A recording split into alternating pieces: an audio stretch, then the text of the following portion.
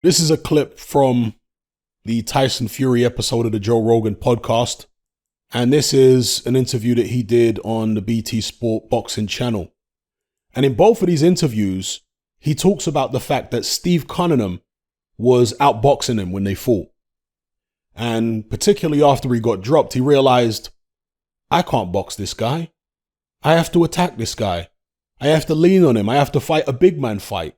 Now, the reason I bring this up is because I've been saying for years that I want to see Tyson Fury back in the ring with a small heavyweight like a Steve Cunningham.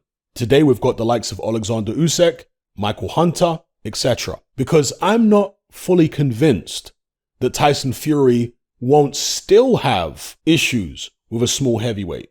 Most of Tyson Fury's fans, when I've been saying this over the years, have been quick to dismiss it and call me a Fury hater and say Fury's improved massively since then and he would have absolutely no problem at all against Usyk or Hunter, etc. This is what most of the Fury fans have been saying to me over the years. Well, what Fury says, particularly in the Rogan interview, flies in the face of what his fans have been saying to me. Fury, out of his own mouth, says that he was being outboxed by Steve Cunningham. And that's what I said all along. If you look at that first round, I'm just repeating what I've said in dozens of other videos over the years. If you look at that first round of Fury Cunningham, Fury's beating his chest and he's calling Cunningham on. Why is he doing that? He's doing that because he realized very quickly that this guy has better coordination and foot speed and reflexes than people I'm used to fighting. Fury described him, just from the first round alone in this interview, he described Cunningham as being like a slippery eel, like an oily eel, where you think you've got him, but he just slips out and you just can't get hold of him. And that's exactly what I've been saying all these years. That was always my interpretation of what happened in that first round against Cunningham. Fury realized, okay, I'm not going to be able to pin this guy down. I'm going to struggle to hit him with my jab. I'm going to struggle to hit him with my power shots. He's going to be in and out in between my shots. So I need him to come to me. I need to anger him. That's why Fury also shoved him at the end of the round. He wanted Cunningham to lose his temper and get reckless and start coming to him so Fury could walk him onto something. But while Cunningham was calm, cool, calm and collected, Fury was going to struggle. He knew he was going to struggle. And actually, this speaks to Fury's excellent ring IQ because he realized quickly that boxing the way he normally likes to box wasn't going to work against this guy. He'd have to do something different. And the first thing he tried was to antagonize Steve Cunningham. But after he got dropped, he was like, okay, he's even more dangerous or even more tricky than I thought he was in the first round.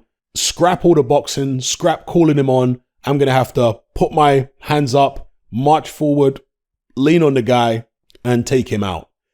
And to be fair, at the time, I didn't quite appreciate what a good adjustment that was from Tyson Fury. Because it was very crude what Fury did. Fury's never going to be the prettiest guy on the inside. He's not going to have the kind of swift and crisp combinations up close that an AJ might have. But of course, as we've seen with AJ fighting Usyk, there's a lot more to boxing than just having the swiftest and crispest punches. There's the psychological aspect to it. There's stamina, there's heart, there's, will to win. There's ring IQ. And where Fury isn't as good as AJ in certain departments, and he isn't, he's much better than AJ in other departments. And I'll give you an example.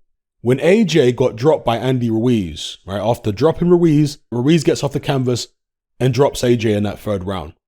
Look how AJ reacted. He didn't know what to do. He was asking Rob McCracken, what do I do? What's wrong with me? Why do I feel like this?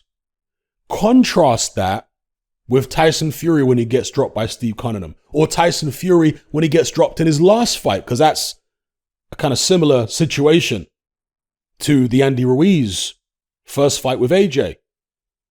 Tyson Fury is beating Deontay Wilder. He drops him in the third round. Then in the fourth round, he gets a bit overeager, gets dropped himself. But when he gets off the canvas, he knows exactly what to do.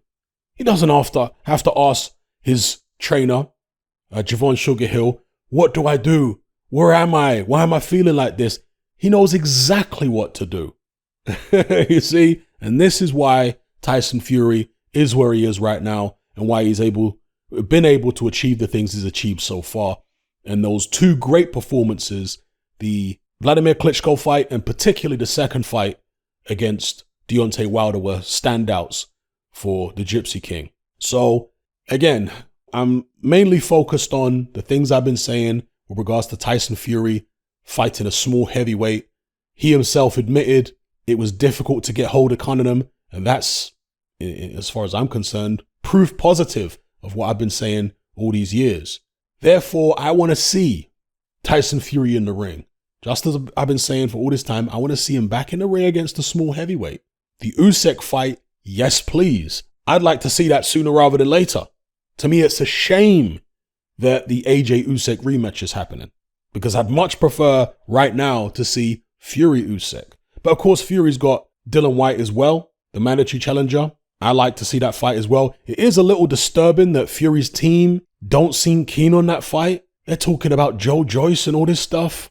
Yeah, that's a little disturbing to me, but we'll cover that in a separate video. But Dylan White is not a small heavyweight. He's not particularly tall by modern standards, but he's heavy. Usyk is 6'3", so, kind of medium height for a heavyweight nowadays, but he's light. He's like 220 pounds, and he can move and he can box fantastically well. I want to see how Fury deals with that. Same with Michael Hunter. I know Michael Hunter has fallen out of favor with a lot of people, including me. I did not like the way he swerved, and that's the word for it. He swerved that Hrgovic fight. Now, they weren't paying him much money for it, but he said that he would fight Hrgovic for free. Be careful what you ask for, because you might just get it. You can't be talking about, I'll fight this one for free and I'll fight that one for free just to get the opportunity. And then when they offer you whatever it was it 500 grand? You turned down the Hrgovic fight? Nah, bro. Very, very disappointing that you swerved that. Nevertheless, that doesn't diminish what Michael Hunter has already done. And it doesn't take away from the fact that he's a skillful, difficult heavyweight to beat. And I think he would give Tyson Fury all types of problems. I really do. And of course, he's been in Fury's training camp not too long ago. So I can put my disappointment aside in a way that a lot of other boxing fans don't seem to be able to with Michael Hunter. Because he swerved Hrgovic, they want to write him off and say he's no good as a fighter. That doesn't make sense. You're being emotional now rather than being rational. Still a good fighter, still a dangerous fighter. And by the way, Michael Hunter gave Alexander Usyk probably the most difficult fight of his career other than Mairis Briedis. Yeah, Michael Hunter gave him the most difficult fight of his career other than Brady. Go watch it. It's on YouTube. Go watch Michael Hunter versus Usyk. Now, Usyk does win the fight conclusively in the end. But in the early rounds, up to the mid rounds, he's having lots of problems with Michael Hunter. Hunter's outboxing him in spots. Michael Hunter, at heavyweight, has that cruiserweight speed, has that cruiserweight dexterity. We've seen what Usyk did with AJ. Don't think that AJ is the only heavyweight out there, big guy, that Usyk's going to be able to do that to. And don't think that Michael Hunter won't be able to do that to some heavyweights as well. The same for the longest. These two guys are going to turn over some big names. Usyk has already proved me right by turning over AJ, and I'm expecting Hunter to turn over at least one of the big names as well. So stay posted. Will it be Tyson Fury? I don't know. But at a minimum, I expect Tyson Fury to have lots of problems with either Usyk or Hunter. If Fury was able to beat either of those guys in comfortable fashion, I would be very surprised. But hey, it is Tyson Fury, and the Gypsy King has left me very surprised in the past on more than one occasion. So if anybody can do it, it's him. Let me know what you guys think in the comments below. I'm out.